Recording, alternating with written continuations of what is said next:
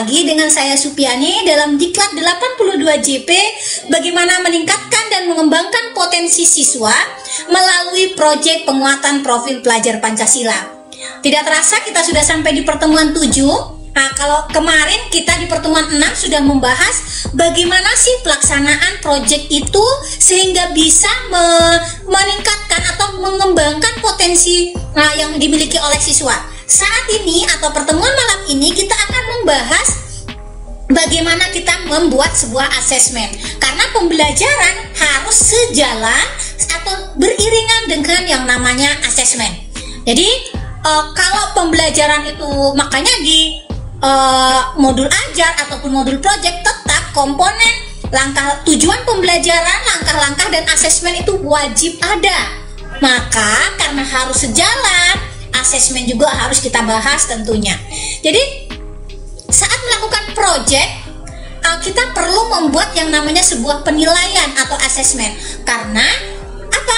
Karena untuk mengukur ketercapaian tujuan pembelajaran dari pembelajaran yang sudah kita lakukan, ya itulah kita buat sebuah penilaian atau asesmen. Jadi untuk bisa membuat sebuah asesmen yang memang benar-benar mengukur ketercapaian tujuan pembelajaran tadi, ada beberapa tahapan yang harus kita lakukan. Yang pertama adalah tahapan mengkoleksi dan mengolah hasil asesmen. Jadi kita harus punya namanya koleksi hasil asesmen tersebut atau bukti-buktinya. Apa yang menjadi bukti atau saat kita melakukan asesmen. Jadi bukti-bukti dari kita melakukan asesmen kegiatan proyek itu ada 3. Nanti ada jurnal, ada portofolio, dan juga ada rubrik. Jadi ketiganya ini nanti harus kita dokumentasikan Bapak Ibu. Fungsinya masing-masing nanti seperti apa, pelaksanaannya seperti apa, bisa kita sampaikan. Jadi kemarin juga sebenarnya saya sudah sedikit menyinggung bagaimana sih asesmen yang ada di pelaksanaan proyek ini. Ya, jadi dokumentasi kegiatan proyek tadi sudah saya sampaikan. Yang pertama itu ada jurnal. Jurnal itu adalah catatan yang dilakukan oleh pendidik. Jadi jurnal itu guru yang membuat. Tim fasilitasi proyek yang membuat catatan-catatan pada saat beliau atau pada saat Bapak Ibu melaksanakan pendampingan atau saat Bapak Ibu memfasilitasi pelaksanaan proyek. Apa yang menjadi kendala, apa yang menjadi temuan, apa yang menjadi sesuatu yang positif saat Bapak Ibu melakukan memfasilitasi proyek ini yang Bapak Ibu tuangkan di jurnal. Jadi jurnal ini adalah praktik mendokumentasikan kumpulan pemikiran, pemahaman, dan penjelasan ide atau konsep secara tertulis dan biasanya dibuatkan dalam sebuah buku. Jadi kalau di sekolah kami itu pakai buku folio, kita tuliskan si catatan-catatan perkembangan siswanya. Jadi dari jurnal nanti kelihatan di tahap awal seperti apa, di pertemuan 1 apa catatan yang didapatkannya, apakah sebuah kelebihan ataukah sebuah ada kendala teknis seperti apa, kita catat di sana. Jadi untuk membuat sebuah jurnal ada prinsip-prinsip dalam penyusunannya. Yang pertama, harus menunjukkan perkembangan. Catatan-catatan yang kita berikan harus menunjukkan adanya perkembangan. Jadi isinya itu menunjukkan perkembangan individu ataupun kelas setiap peserta didik. Nah, kemudian untuk yang kedua, prinsip yang kedua harus menjadi alat refleksi secara berkala. Jadi catatan yang ada di dalam jurnal Bapak Ibu itu merupakan sebuah refleksi saat Bapak Ibu memfasilitasi kegiatan proyek di dalam kelas. Jadi jurnal nanti akan diperiksa dan dimodifikasi secara berkala. Dari jurnal ini kita bisa lihat sebagai alat refleksi kita perbaikan-perbaikan seperti apa dari pertemuan ke pertemuan yang bisa kita lakukan.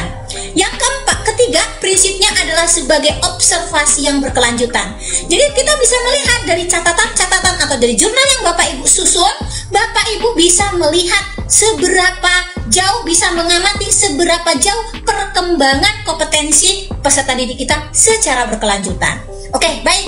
Yang kedua, dokumentasi untuk kegiatan proyek yang kedua itu adalah portofolio.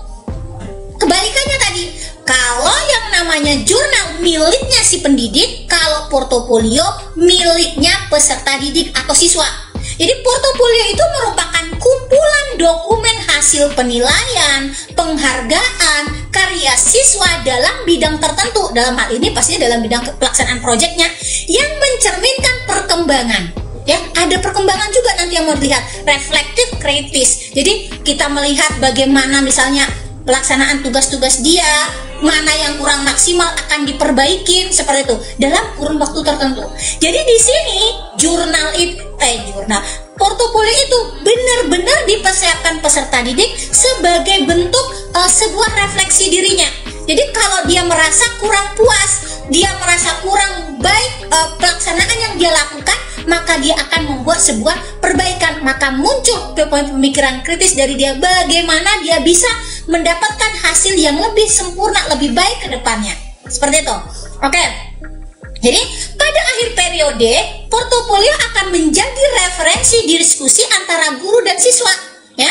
Yang selanjutnya akan diserahkan kepada pendidik di kelas berikutnya. Jadi diskusikan, misalnya sebelum nanti misalnya dia naik kelas, maka akan diskusikan hasil portofolionya. Nanti ditunjukkan ke guru selanjutnya, misalnya sekarang kelas 7, dilihatkan di kelas 8. Oh, seperti ini kemarin perkembangan dia masih pemahaman tentang proyek itu seperti ini. Oke, jadi ada prinsip penyusunan portofolio. Yang pertama, portofolio itu dibuat oleh siswa atau oleh peserta didik, bukan terhadap peserta didik. Jadi dibuat oleh, bukan terhadap, ya. Oleh peserta didik itu artinya yang membuat memang peserta didik, bukan pendidik untuk peserta didik, bukan. Jadi portofolio memang dibuat oleh peserta didik sendiri. Peserta didik akan berperan aktif dalam memilih hasil apa yang nantinya akan dimasukkan ke dalam portofolionya, dengan panduan yang mendorong peserta didik untuk bisa merefleksi pembelajarannya. Kemudian yang kedua, itu merupakan hasil kerja yang berkelanjutan, yang menunjukkan anak itu secara jelas hasil karyanya seperti apa. Kemudian akan menjadi alat refleksi yang berkala, kemudian menunjukkan perkembangan juga, dan dikerjakan dengan bimbingan guru. Jadi bukan haram kita membimbing siswa dalam menyusun portofolio, tapi boleh kita membimbing, tapi bukan kita yang membuat untuknya. Jadi yang perlu diingat Bapak Ibu, kita hanya membimbing siswa. Oh, ini loh, kita kasih saran, masukan, itu saja.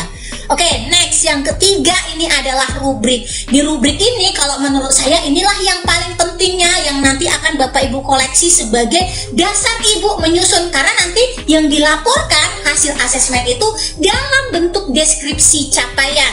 Apakah si dia belum berkembang, apakah dia sudah mulai berkembang, apa berkembang sesuai harapan, atau berkembang sangat baik. Jadi di rubrik ini yang akan membantu Bapak Ibu untuk menginputnya ke dalam dan untuk melaporkannya, ya, karena nanti kita melaporkannya ke dalam yang kita sebut namanya rapor project. Di pertemuan kemarin juga kita sudah buka bagaimana rapor project yang ada di sekolah kami. Jadi bisa, yang kemarin juga sudah saya kirim linknya, Bapak Ibu tinggal unduh sendiri secara mandiri apa yang Bapak Ibu inginkan, mau modul ajar, mau modul project, mau rapor intra atau rapor projectnya, bisa banget Bapak Ibu adopsi dari sana, ya.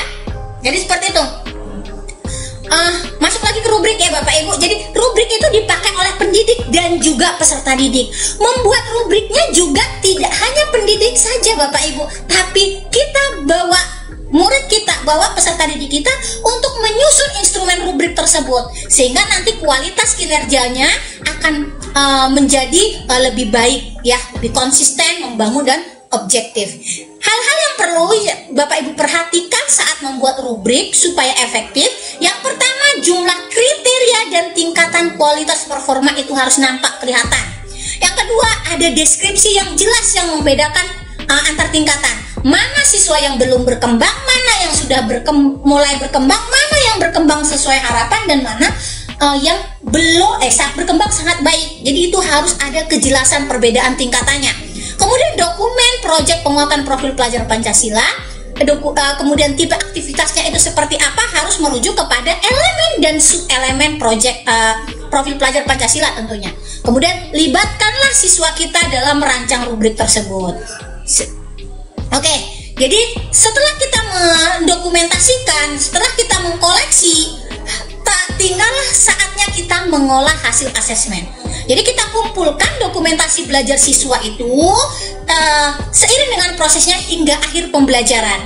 Jadi nanti tim fasilitasi dapat mengolah hasil asesmen tersebut dan menentukan capaian peserta didik secara menyeluruh. Jadi kalau kemarin kita sudah belajar, sudah ada perayaan proyek, sudah dilihat hasil, dikumpulkan asesmennya, kita olah hasil asesmennya, dan nantinya di akhir proses tim fasilitasi proyek akan melaporkan hasil pelaksanaan proyeknya kepada koordinator proyek. Koordinator proyek nantinya yang akan menyusun rapor proyek. Nah, di situ karena pelaporan rapor proyek itulah kepada orang tua, kepada sekolah, itu satu saja adminnya, yaitu koordinator proyek.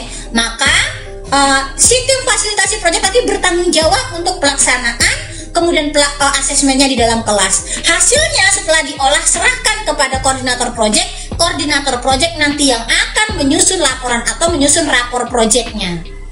Jadi prinsip-prinsip merancang rapor proyek, Bapak Ibu harus ingat, rapor proyek harus informatif, menyampaikan perkembangan peserta didik. Jadi yang dilihat adalah perkembangannya secara kualitatif, bukan kuantitatif, ya. Kualitatif, bagaimana perkembangan siswa dari hari ke hari, ya. Kemudian yang perlu Bapak Ibu perhatikan bahwa kalau informatif menunjukkan juga perkembangan peserta didik, tapi kita juga harus melihat bahwa harus mempertimbangkan bahwa pelaksanaan pelaporan atau menyusun rapor proyek tidak harus merepotkan guru. Jadi kita bisa dibantu oleh aplikasi. Seperti yang tadi sudah saya sampaikan kemarin di grup, saya sudah ada kirim link untuk Bapak Ibu akses rapor intra maupun rapor proyek, ya. Jadi jangan tidak merepotkan. Tapi dia ingat yang pertama itu adalah harus terpadu, ya. Rapor itu terdiri dari penilaian terhadap performa siswa dalam pelaksanaan proyek. Di begitu banyak kegiatan harus tercover semua, kelihatan di rapor proyeknya. Tidak membebani beban administrasi, makanya itu kita perlu bantuan teknologi untuk ngapanya. Dan ada kompetensinya utuh yang memadukan dari pengetahuan, sikap maupun keterampilan menjadi satu kompetensi. Ini salah satu tampilan rapor proyeknya. Jadi di sini ada nama sekolah, nama siswanya, kelas, fase dan tahun pembelajarannya. Kemudian akan kelihatan nih apa proyek 1. Sekilas tentang proyek 1 itu seperti apa, ya.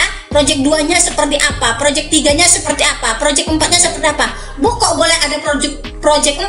Boleh kalau memang kita kan yang diatur cuma minimal. Kebetulan kami SMP boleh 4 karena kan minimal 3. Nah, seperti itu. Oke, next. Di halaman selanjutnya itu tadi gambaran setiap proyeknya. Di halaman selanjutnya ada namanya setiap proyeknya itu kelihatan capaian di masing-masing dimensi. Ada dimensi beriman, bertakwa pada Tuhan Yang Maha Esa, gotong royong, kreatif. Jadi nanti akan kelihatan juga dia di sana. Apakah dia sudah berkembang, belum berkembang, mulai berkembang sesuai harapan, atau berkembang sangat baik. Oke, baik. Terima kasih Bapak Ibu atas atensinya. Mudah-mudahan apa yang saya sampaikan pada malam hari ini bisa menjadi setitik pencerahan untuk pelaksanaan proyek yang Bapak Ibu laksanakan di sekolahnya masing-masing. Dan mudah-mudahan apa yang kita kerjakan dicatat sebagai amal ibadah oleh Allah Subhanahu wa Ta'ala. Akhir kata saya akhiri, wabillahi taufiq wal hidayah. Assalamualaikum warahmatullahi wabarakatuh. Selamat malam.